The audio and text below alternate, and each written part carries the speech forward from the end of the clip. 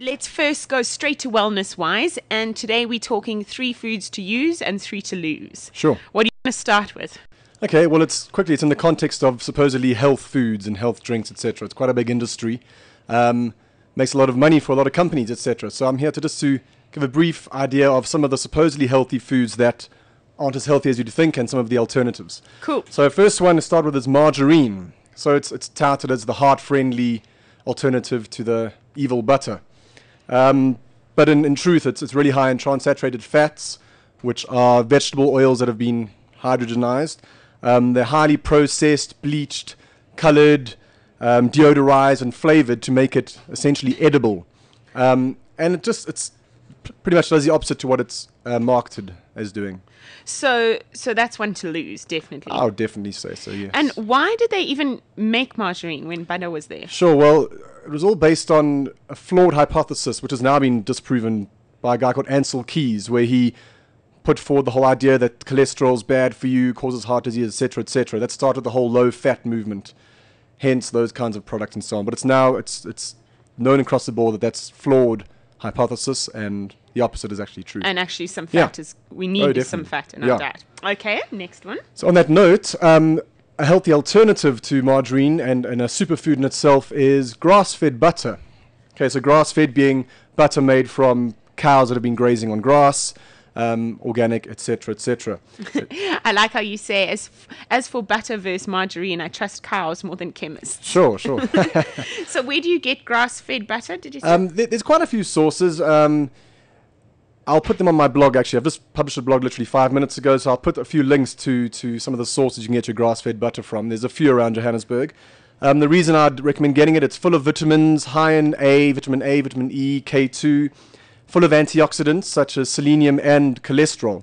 So cholesterol is actually a great antioxidant. It's also great for brain function as well as supporting a healthy nervous system. Butter has short and medium chain fatty acids, which are beneficial for fat loss as well as heart health. So it's actually the opposite to, again, what has been made public, supposed public knowledge. Okay. Yeah. So that's a healthy alternative. Definitely. Okay. And so that's margarine. And next one? Number 2, fat-free flavored yogurts. So I know a lot of people love these. Steve, I don't know. You were obviously in the car for the first half of the show. We started today's show with your gurus in studio with Corvus de Kock and Nicole Flint. And we were tasting all the different flavors of frozen yogurt, which we love. Might be blushing now. Okay, hold on. And they were telling us all about the opening of their new store. So that's good. We're having fair commentary here. We've had the pros, and now let's hear what's wrong. Okay. Perhaps there's a different product. I don't know their product. So let me just talk about the traditional fat-free flavored yogurts. Please don't tell me they're bad. I just had like 2 gallons of it. It depends. I don't know the product you're talking about, so perhaps it's different. The traditional ones that people purchase are supposedly healthy and help to lose weight. That's sort of the general focus of the marketing. However, they're full of sugar, high fructose corn syrup. They're quite laden with additives and preservatives. And obviously this all combines to negatively affect your biochemistry. And in the end, ironically, adds to weight gain as opposed to the opposite. But Nicole! No, like I said, perhaps it's a different product. Steve's just telling us that the amazing yogurt that we had this morning might not be as amazing as we I don't know the product. No, but to be honest, your gurus told us that they have no artificial ingredients. Exactly. Theirs might be a healthier version, definitely. So he was saying that it's very high in sugar and it can be high in especially your fruit-flavored yogurts, but these might be natural. Yeah, that. And Sasha's Coke that he's Sasha's drinking. Coke is awesome. Okay, so you're saying we should lose the margarine. Well, actually, it isn't the healthier option. Use grass-fed butter and that fat-free yogurt is not always the better option. I heard yesterday, is this true, that in fat-free milk, there might be less fat, but because they're taking away the fat, they need to add sugar so that it tastes better. So actually, there's more sugar in fat-free milk than in normal milk. So it's the same with all fat-free products. So you should just actually have the full fat version, because then you're having less sugar and you're getting a bit of fat, which you need in your diet. That's where all the goodness lies anyway. But ideally, you want raw unpasteurized milk. But we can chat about that another time. But yeah. So fat-free milk has more sugar in. Fat-free milk there's nothing good about it, really, to be honest. But yeah. Okay. But don't take my word for it. Do research and you'll see. No, you are the guru. You are the all-knowing, all-seeing health coach. Okay, so that was fat-free yogurt. Okay, yeah. So an alternative to fat-free yogurt is something. I mean, you can get Greek yogurt, etc. But I'm talking about superfoods today, and I think kefir is a superfood. So kefir, it's full of beneficial microorganisms. It's full of friendly bacteria that actually can Is kefir like yogurt? I don't know anything about kefir. It's similar to yogurt. So you make it from something called kefir grains. You can use raw cow's milk or goat's milk as your sort of liquid to put these grains in. You let it ferment for X amount of days, and the result is this super drink as such. Do you have to make it yourself? You don't. There are places that sell it. I get mine from a place called Gourmet Guru in Kyalami, but you can make it yourself. I'll start making it from next week, actually. And start selling it on balls. Yeah.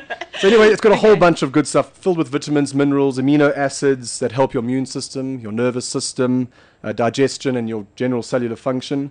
I write more about it in the blog, so go and check it out in the blog. It's a great option. So now, if yogurt isn't that great, and Greek yogurt from grass-fed cows is a good option. Okay. Yeah, and then obviously milk isn't. You shouldn't have too much milk because a lot of us are lactose intolerant. Yeah. So this is the thing about kefir. Kefir, the fermentation process actually changes that process and makes people that could be lactose intolerant assimilate the lactose.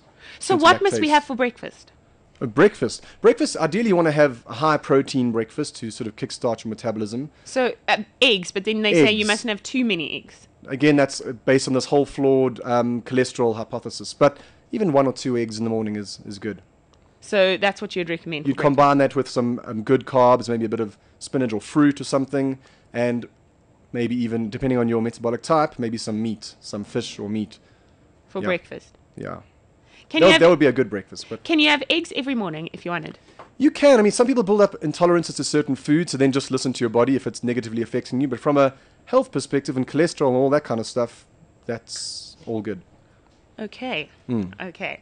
So kefir is a good replacement for the yogurts we like. Yeah. And next? Last one. Hopefully you didn't have a similar company or something on your show this morning, but energy drinks. Okay. So they tout it as great for boosting your energy and your focus to help you in work, sport, life. When in fact, because they're laden with refined sugars, massive contents of caffeine, which aren't like balanced by fat, for example, all it does is spike your energy levels and then just drops into even below the starting point. So in my mind, it doesn't seem very constructive.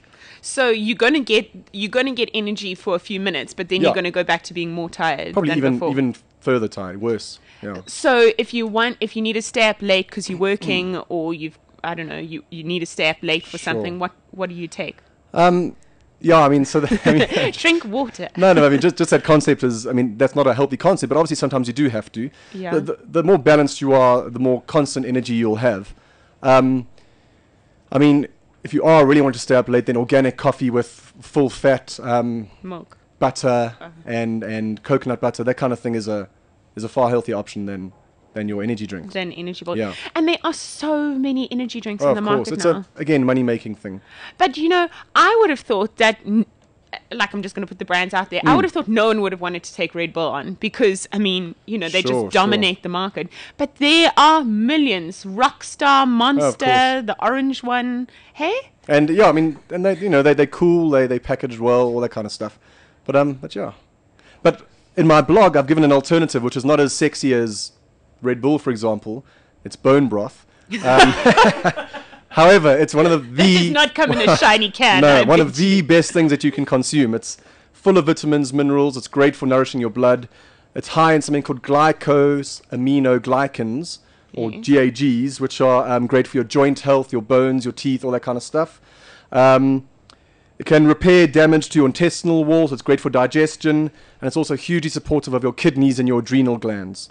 But does it give you that energy spike if you need an energy spike? Not a spike. It gives you a sense of well-being and consistent energy. Okay. Yeah. Bone broth. Definitely. So you can make your own, or else there's a company called Timothy and Clover, and they make their own, and I've tasted it last week, and it's amazing. So you can go to timothyandclover.co.za. Okay. Yeah. So the alternatives you've given us are bone broth, kefir, and what was the margarine one? Grass-fed butter. Grass-fed butter, not margarine. Mm-hmm. Can't say margarine. No, sure. And so all of these products, obviously, it's a bit more of an effort to get them, but to a degree. But yeah, there are sources out there. But there are sources out there, and they really will impact your health to a large degree. And it's all about knowing what we're eating. Hey? Exactly, becoming a bit more mindful of what we're eating, and not letting huge multi-million-dollar or rand companies dictate what is healthy for us, because essentially it's just about making money at the end of the day. Sure. I've heard a lot about the fact that all these fat-free products in the shop now are actually like, they might say fat-free, but then they just overcompensate with the sugar or something else. Totally. Okay, well, we're glad we have you every week to let us know what's actually in all the products that we're eating and how we can improve our health. And of course, if you want to read any of Steve's blogs, you just need to go to healcoaching.com. Healcoaching.com.